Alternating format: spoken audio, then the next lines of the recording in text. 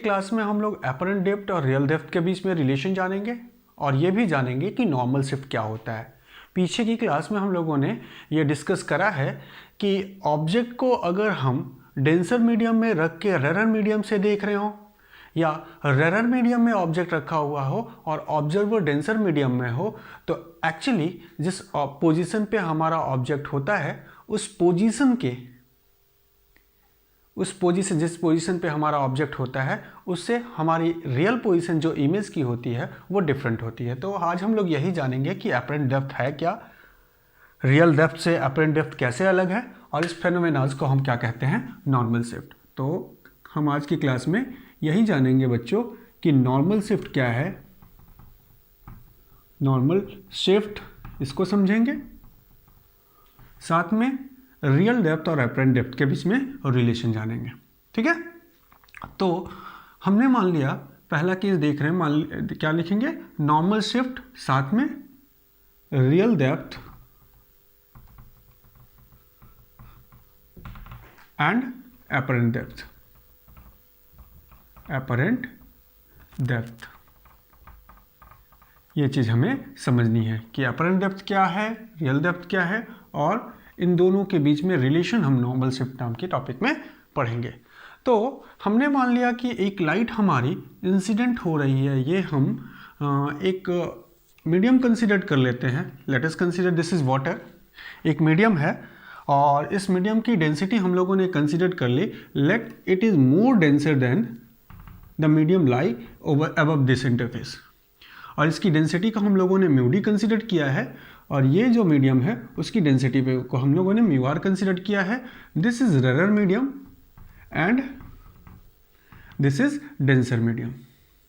हम लोगों ने डेंसर मीडियम कंसीडर कर रखा है and this is the interface which separate medium 1 with medium 2 and the boundary of the दो मीडियम। ठीक है, अब अगर हम इसमें एक ऑब्जेक्ट रख दें, लेट ये हमने कंसीडर कर लिया कि दिस इज एन एक्वेरियम है, तो एक्वेरियम में हम लोगों ने पानी फिल करके रखा हुआ, वाटर रखा हुआ है, और यहाँ पे हमने एक्वेरियम में एक बल्ब जला दिया।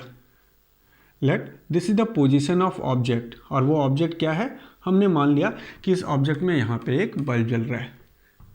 अब अगर बल्ब जल रहा होगा तो इसमें से लाइट रेडिएट हो रही होगी चारों तरफ, इस तरीके से लाइट का रेडिएशन हो रहा होगा, और इस लाइट के रेडिएशन में से हम एक रे को कंसीडर करते हैं, और वो रे हमारा पहला रे मान लिया जाए कि हमने कहा कि ये रे सीधे हमारे इंटरफेस पे directly perpendicular to the interface जाके गिरता है। ठीक है, ये हमने ऑब्जेक्ट कंसीडर किया है, और इस ऑब्जेक्ट से, ऑब्जेक्ट क्या है हमारा, बल्ब, वहाँ से एक इंटरफेस पे डायरेक्टली हमने रे को कंसीडर कर लिया कि जो जाके इंटरफेस पे डायरेक्टली गिर रहा है। तो यहाँ पे मैं इसको ड्रॉ करूँ तो ये हमारी पहली रे हो गई जो इंटरफेस पे जाके गिरी, और इसी रे को हम आगे फिर प्रोपागेट कर दें तो हम ये कहेंगे द रे which is fall on the interface keeping an angle of 90 degree with the interface. तो वो रे क्या होगी, वो रे अपने पाथ से अनडेविएटेड सीधे चली जाएगी। ये हम पीछे पढ़ रखे हैं। ठीक है, तो पहला रे हम कंसीडर कर लेते हैं, this one is the first ray, जो हमारे इस सोर्स से ऑब्जेक्ट जिसको ओ से रिप्रेजेंट करा गया है, ये हमने क्या कंसीडर किया है, ऑब्जेक्ट ओ पे बल्ब एक कंसीडर किया है जो ग्लो हो रहा है। वहाँ से एक रेडिएशन मैंने perpendicular to the interface consider किया, और ये रे अनडेविएटेड सीधे ऊपर चला जाएगा। किस मीडियम में चला गया रे, रेरर मीडियम में, और ये कौन सी रे हो गई, this is incident ray and this interface के ऊपर वाली जो रे है वो रिफ्रैक्टेड रे हो गई। अब अगर दूसरी एक रे हम कंसीडर करें तो दूसरी रे हम ये कह सकते हैं कि ये हमारे ऑब्जेक्ट से सीधे निकलती है और ये सीधे हमारे जाके इंटरफेस पे गिरती है, और ये इंटरफेस से कुछ एंगल बनाती है। Let that angle is considered to be angle of incidence, i हम कह लें। अब ये आई एंगल बनाई हुई है, तो क्योंकि लाइट डेंसर मीडियम से मूव करके कहाँ जा रही है, डेंसर मीडियम से मूव करके लाइट रेरर मीडियम में जा रही है, तो लाइट अपने पाथ से, जो उसका ओरिजिनल पाथ है, ये इसकी ओरिजिनल पाथ हम लोगों ने कंसीडर कर ली क्योंकि लाइट अपने मीडियम से, एक मीडियम से जिसकी ऑप्टिकल डेंसिटी दूसरे मीडियम की जिसकी ऑप्टिकल डेंसिटी, दोनों की मीडियम की ऑप्टिकल डेंसिटी डिफरेंट है, इसलिए लाइट अपने पाथ से अवे फ्रॉम द नॉर्मल की तरफ जाएगा। क्योंकि जिस मीडियम में लाइट गई है वो मीडियम कैसा है, तो हम कहेंगे वो मीडियम रेयर है। और हम पीछे ये पढ़ रखे हैं कि when a light move from denser to rare medium it bend away from the normal, तो नॉर्मल से अवे मूव करेगी और ये लाइट हमारी बच्चों इधर चली गई। ठीक है, तो हमने एक लाइट कंसिडर किया, एक रे कंसिडर किया, दिस वन, दिस इज रे नंबर 1, इंसिडेंट रे 1 कह लिया, और ये इंसिडेंट रे 2 कहा। इंसिडेंट रे 1 यहाँ पे रिफ्रैक्टेड रे नंबर 1 में हो गया, और इंसिडेंट रे 2 इंटरफेस से बाहर निकला और ये बन गया रिफ्रैक्टेड रे 2। अब हमें ये जानना है कि लाइट हमारी एक मीडियम से मूव करती हुई दूसरे मीडियम में गई है, और हमें अब इमेज की पोजीशन जाननी है बच्चों कि कहाँ इमेज का पोजीशन बनने वाला है। तो इस मीडियम को हम लोगों ने कैसा लिया है, इस मीडियम को हम लोगों ने डेंसर कंसिडर किया है, जिसकी रिफ्रैक्टिव इंडेक्स क्या है, म्यू डी। तो ये जो पहला डायग्राम हम लोग देख रहे हैं, इस डायग्राम में कहेंगे कि ऑब्जेक्ट कहाँ रखा हुआ है, तो हम ये कह सकते हैं कि object is placed in denser medium. Object हमारा कहाँ रखा हुआ है, denser medium, such that originally जो मीडियम की थिकनेस है, ये मीडियम की हम थिकनेस कंसीडर कर ले, और इसी थिकनेस के बराबर हमारी हम कह सकते हैं ऑब्जेक्ट की interface number 1, this is interface number 1, और इस interface number surface of the medium, surface of a medium से कितने डेप्थ पे है, तो हम कह सकते हैं लेट h डेप्थ पे हमारा ऑब्जेक्ट है। तो हम कह सकते हैं when object is placed in denser medium such that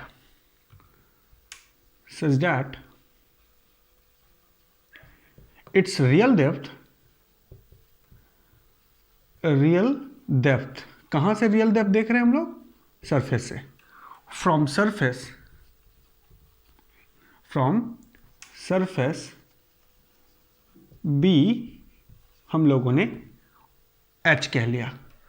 ठीक है, अब ये लाइट यहां पे लेट इस पॉइंट को मैं A कह लूं, और दूसरी एक लाइट हमारी, एक रे इंसिडेंट हो रही है इधर, और दूसरी रे ये है I1, इसको मैंने कह दिया, एंड दिस इज I2 जाके इंटरफेस पे टकराया, जिस पॉइंट पे टकराया उसे मैंने B कह दिया। सो हम कह सकते हैं OA क्या है, OA इंसिडेंट रे नंबर 1 है, 2 है। OB क्या है, इंसिडेंट रे नंबर 1 है। BC अगर हम इसको C कह ले तो BC हमारा रिफ्रैक्टेड रे है 1, और OA से इसको कह ले तो AD क्या कह लेंगे, AD हमारा रिफ्रैक्टेड रे नंबर 2 है। ऑब्जेक्ट कहाँ रखा हुआ है, डेंसर मीडियम में, हमें ये जानना है कि इमेज की पोजीशन क्या होगी।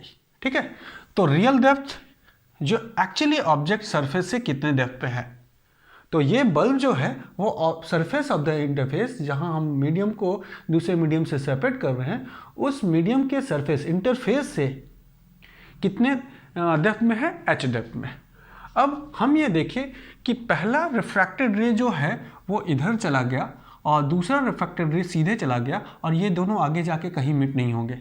अगर मिट नहीं होंगे तो इन्हें हमें पीछे की तरफ प्रोपागेट करना पड़ेगा, ये देखने के लिए कि ये मिट कहाँ होते हैं। तो जब हम इसको पीछे की तरफ रिट्रेस करेंगे ऐसे, तो हम जब पीछे रिट्रेस करेंगे तो हम देखेंगे कि एक्चुअली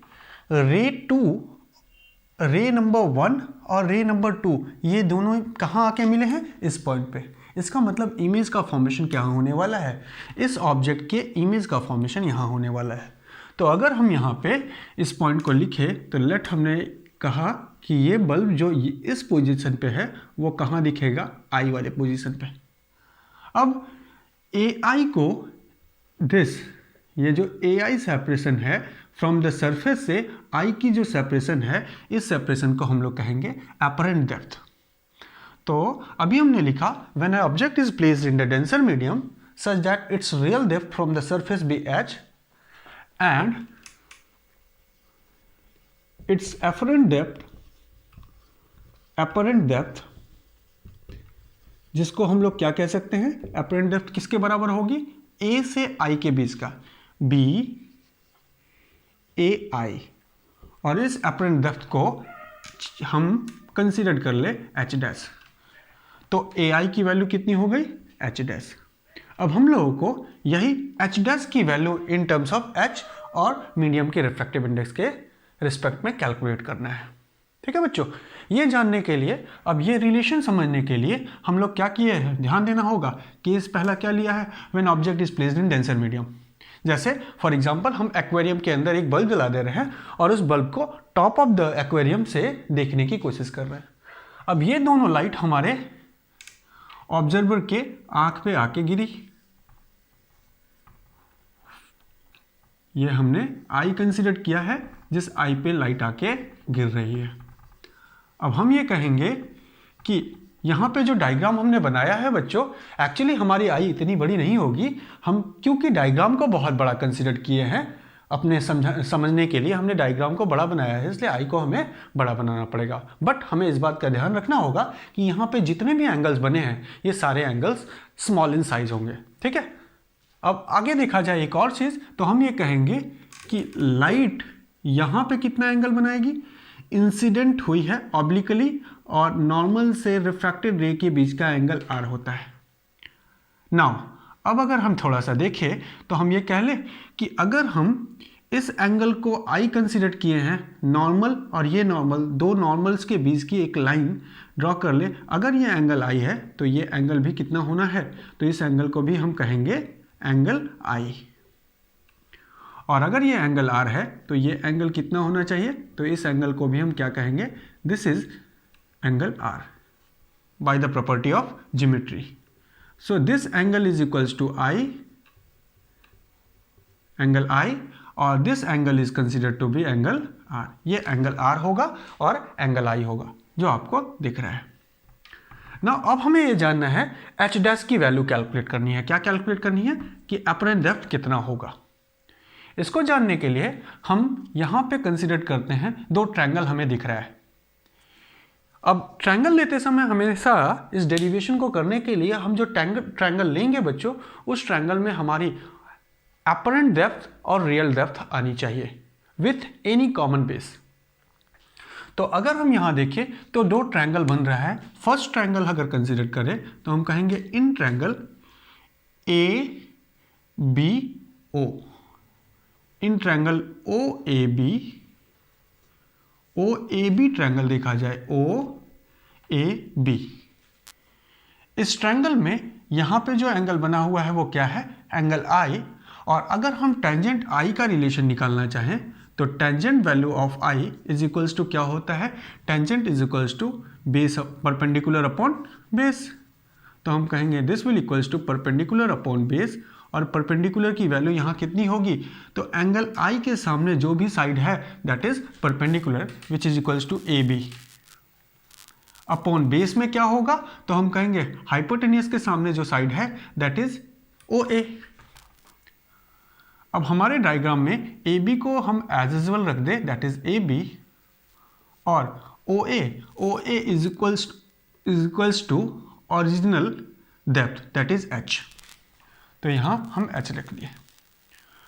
पहले ट्रायंगल से हमें जो रिलेशन मिल रहा है वो क्या मिला है, tangent I is equals to A B upon H. अब देखेंगे दूसरा ट्रायंगल अगर कंसिडर करें तो इन ट्रायंगल, यहाँ पे मैं ट्रायंगल बना दूँ, इन ट्रायंगल, अब यहाँ पे ऑब्जेक्ट का ए बी के साथ वाला ट्रायंगल, ऑब्जेक्ट का ए बी के साथ वाला ट्रायंगल हमने लिया था। अब इमेज का ए बी के साथ वाला ट्रायंगल लेते हैं तो आई ए बी। अब अगर आई ए बी लिया जाए तो यहाँ पे जो एंगल बना है वो क्या है, टेंजेंट आर एंगल है तो उसकी टेंजेंट वैल्यू ले ले, तो टेंजेंट वैल्यू लेंगे तो this will equals to A B upon A I, this will equals to A B upon A I, और ए बी की वैल्यू हम एज यूजुअल ए बी ही रख लें, और A I is equals to कितना है, अपरेंट डेप्थ जिसको एच डैश रख लें। ठीक है, तो this are the two equation. अब हम कहते हैं कि by Snell's law, by Snell's अगर देखा जाए तो स्नेल्स लॉ के हिसाब से सेकेंड लॉ ऑफ रिफ्रैक्शन अगर देखा जाए तो हम ये रिलेशन लिख सकते हैं कि इंसिडेंट एंगल ऑफ इंसिडेंस कहाँ बन रहा है, डेंसर मीडियम में, तो sine I into mu D is equals to refracted angle कहाँ बना है, रेरर मीडियम में, तो sine R into mu R. ठीक है बच्चों। नाउ अब अगर हम यहाँ पे देखिए तो इस पूरे कॉन्सेप्ट में जो हम एंगल कंसिडर किए हुए हैं that angle is very small. ठीक है, तो इफ एंगल्स आर स्मॉल तो हम यहाँ पे जो भी एंगल कंसिडर किए हैं ये एजम्पशन है हमारा कि हमने जो एंगल मान के रखा है, जितने भी एंगल है कंसिडर्ड एंगल है that angle is small. Angle of incidence comma angle of refraction all are small.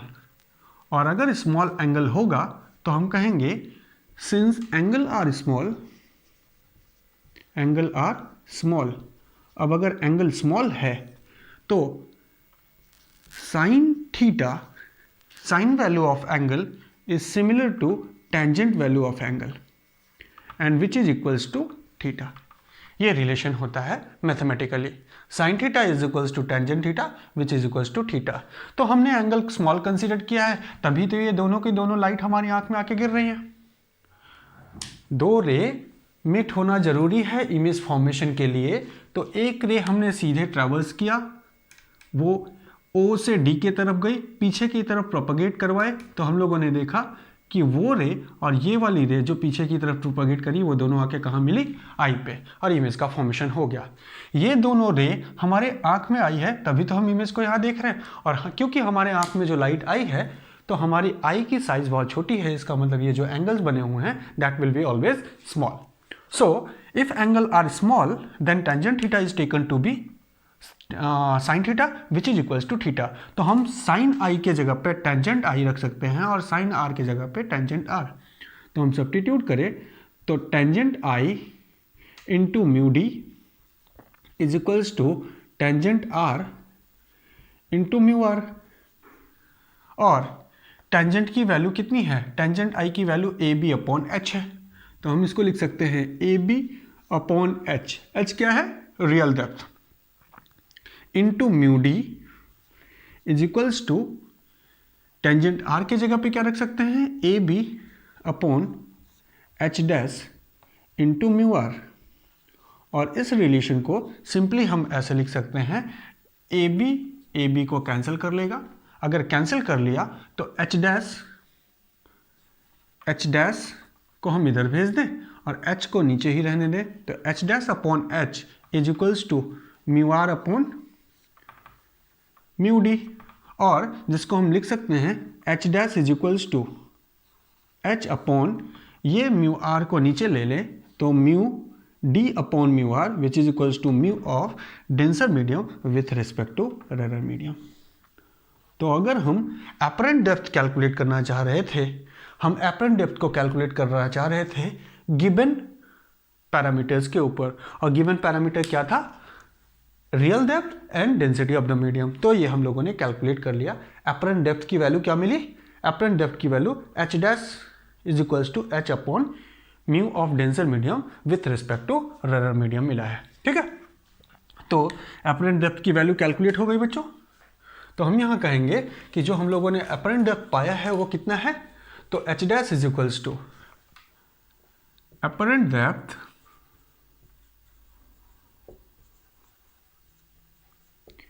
H dash is equals to H upon mu of denser medium with respect to rarer medium. कब ये मिला है हम लोगों को, when object in denser medium, जब हमने object को कहाँ रख रखा है, डेंसर मीडियम में रखा हुआ है। ठीक है, अब हमें ये जानना है कि नॉर्मल शिफ्ट क्या होगी। तो नॉर्मल शिफ्ट का मतलब है सेपरेशन बिटवीन ऑब्जेक्ट जहाँ था और जहाँ पे दिखा है। यहाँ रियली ऑब्जेक्ट ओ पॉइंट पे लाई कर रहा था, लेकिन ऑब्जेक्ट ओ मीन्स बल्ब यहाँ पे लाई कर रहा था, लेकिन हम जब ऑब्जर्व करेंगे तो वो ऑब्जेक्ट बल्ब हमें आई पे लाई किया। तो ये कितना सेपरेशन होगा एपरेंट डेप्थ रियल डेप्थ और एपरेंट डेप्थ के बीच का सेपरेशन ही हमारा नॉर्मल शिफ्ट कहा जाता है। तो नेक्स्ट हम जानेंगे what is normal shift, how to calculate normal shift and relation of normal shift with real depth और एपरेंट डेप्थ। तो हम कह सकते हैं नॉर्मल शिफ्ट क्या है, तो normal shift is the separation between किसके किसके, तो separation between real depth and apparent depth and apparent depth. So normal shift यहां पे कितना होगा, ये नॉर्मल शिफ्ट हम OI को लिख सकते हैं। तो from the given diagram OI is the normal shift and it is equals to OA that is real depth minus AI या IA कह सकते हैं। ठीक है, तो ये हम लोगों ने रिलेशन लिखा। थोड़ा इसको सिंपल बनाने के लिए हम इसको लिख सकते हैं AO से लेके AO इज दिस सेपरेशन, यहां से यहां तक का, और उसमें से AI को माइनस कर ले तो हमें IO मिल जाएगा। ठीक है, तो IO is equals to AO minus AI। अब नॉर्मल शिफ्ट IO है, इसको सिंपली हम नॉर्मल शिफ्ट NH लिख लें। AO क्या है, दिस इज रियल डेप्थ, और रियल डेप्थ की वैल्यू कितनी है H, और AI क्या है, एपरेंट डेप्थ, जिसकी वैल्यू कितनी है H डैश। तो यहां हम नॉर्मल शिफ्ट को क्या लिख सकते हैं, normal shift is equals to real depth minus apparent depth. ठीक है, तो H माइनस एच डैश, अब H की वैल्यू हम पहले से मालूम है हमें, H डैश की वैल्यू अभी हम लोगों ने कैलकुलेट किया है H upon mu of denser medium with respect to rare medium. और अगर हम यहाँ से H को कॉमन निकाल लें तो हमें मिलेगा 1 minus 1 upon mu of denser medium with respect to rare medium. ठीक है, तो नॉर्मल शिफ्ट का फॉर्मूला हम लोगों ने इक्वेशन क्या जाना, normal shift is equals to real depth under bracket 1 minus 1 upon, एक और चीज हमें यहां समझनी है, डेंसर से रेयर। डेंसर मीडियम कौन सा है, जिसमें लाइट इंसिडेंट हो रही है, तो इसको हम सिंपली ऐसे लिख सकते हैं mu of incident medium to that of refracted medium. ठीक है, तो ये हम लोगों को नॉर्मल शिफ्ट का फॉर्मूला मिल गया। कैसे हम नॉर्मल शिफ्ट को कैलकुलेट करेंगे, तो अब देखिए, तो नॉर्मल शिफ्ट कौन कौन से फैक्टर पे डिपेंड है बच्चों, तो normal shift is depend on real depth and density of the relative density of the medium. ठीक है, तो ये हम लोगों ने जाना when object is placed in denser medium. अब अगर देखें तो आप ये कहोगे कि अगर आप ऑब्जर्व करोगे तो एपरेंट डेप्थ जो होगी आपकी वो कम है रियल डेप्थ से। तो ऑब्जेक्ट को जब हम टॉप व्यू लेंगे ऑब्जेक्ट का, तो ऑब्जेक्ट अपने ओरिजिनल पोजीशन से ऊपर शिफ्ट होता हुआ दिखाई देगा। जो हम देखते हैं कॉइन को अगर हम ग्लास में डिप कर दें, इमर्ज कर दें, ये एक मीडियम कंसिडर किए हैं और इस मीडियम में हमने एक कॉइन रखा है, और अगर ऊपर से देखते हैं तो ये कॉइन हमें ऊपर शिफ्ट होता है, जो है दिखाई देता है। ठीक है, तो ये हम लोग नॉर्मल शिफ्ट कैलकुलेट कर लिए। अब यहाँ पे अगर हमसे पूछा जाता है कि what will be the value of apparent depth if the medium is water and rare medium is air, तो अगर हम नॉर्मल शिफ्ट को कैलकुलेट करें तो देखेंगे बच्चों कि for water what will be the normal shift, for glass what will be the normal shift. तो ये हम लोगों ने नॉर्मल शिफ्ट का फॉर्मूला जाना है। नॉर्मल शिफ्ट की वैल्यू क्या मिली हमें, तो हम कहेंगे normal shift is equals to real depth under bracket 1 minus 1 upon refractive index of incident medium to that of refracted medium. ठीक है, तो अब हम लोग को ये जानना है कि कैलकुलेट नॉर्मल शिफ्ट। हम नॉर्मल शिफ्ट कैलकुलेट कर रहे हैं when object is placed